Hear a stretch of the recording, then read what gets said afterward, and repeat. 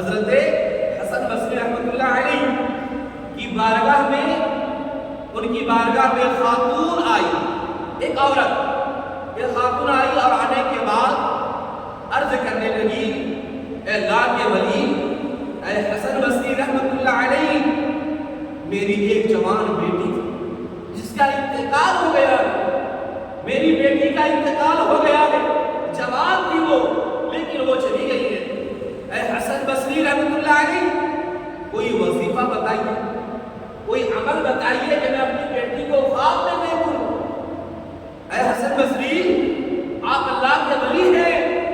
کوئی ایسا وظیفہ بتائیے جسے میں پڑھ کر کے اپنی بیٹی کو خواب میں دیکھوں۔ حضرت حسن بصری رحمۃ اللہ علیہ فرماتے ہیں، خاتون، اے عورت، یہ پڑھو اور جاؤ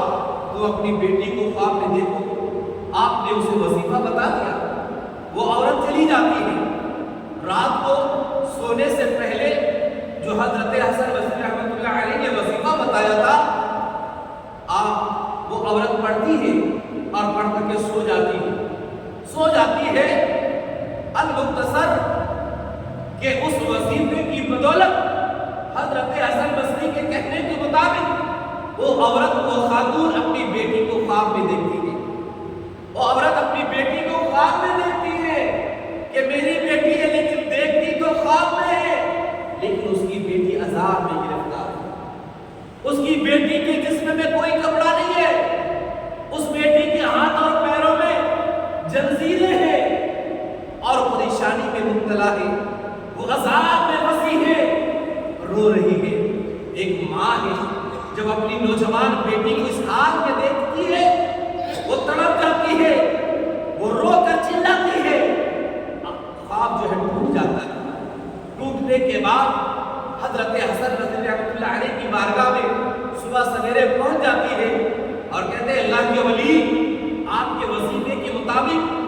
میں نے عمل کیا اور رات کو جب سوئی تو میں نے اپنی بیٹی کو خواب میں دیکھا، لیکن وہ عذاب میں گرفتار ہے،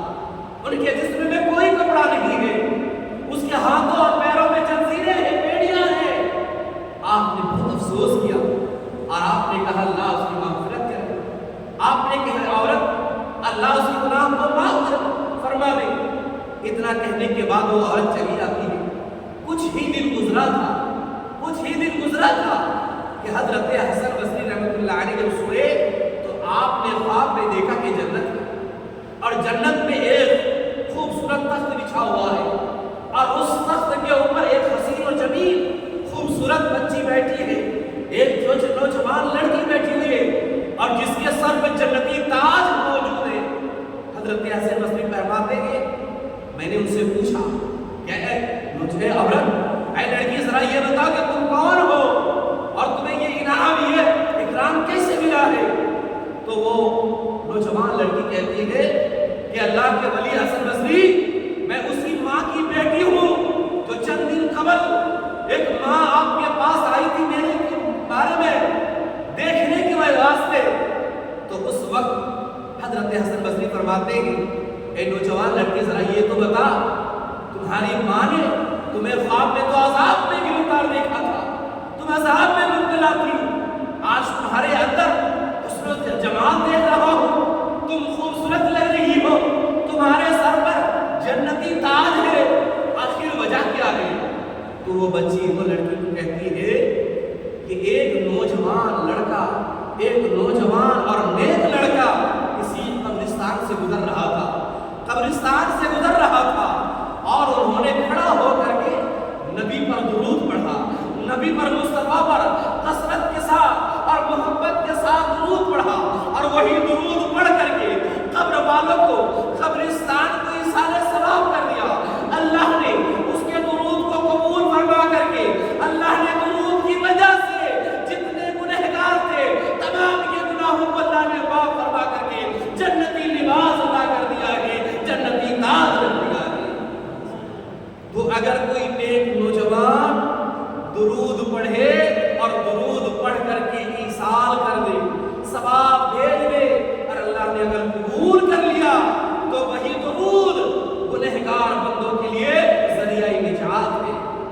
اسی ذریعے تو اے مسلمانوں، جب نبی پر درود پڑھا جائے تو اس درود کی برکت سے اللہ گناہ کو معاف فرما دیتا ہے۔ تو ہمارا ایمان عقیدہ یہی کہتا ہے، وہ قرآن جو تمام کتابوں میں افضل ہے، وہ کتاب جو نبیوں کے نبی پر نازل ہوئی ہے، وہ قرآن کی اگر چند آیت مبارکہ، ایک پارہ دو پارہ، ایک آیت ایک سورت ہی پڑھ لیا جائے اور صدق دل سے پڑھ لیا جائے، اور اللہ نے اگر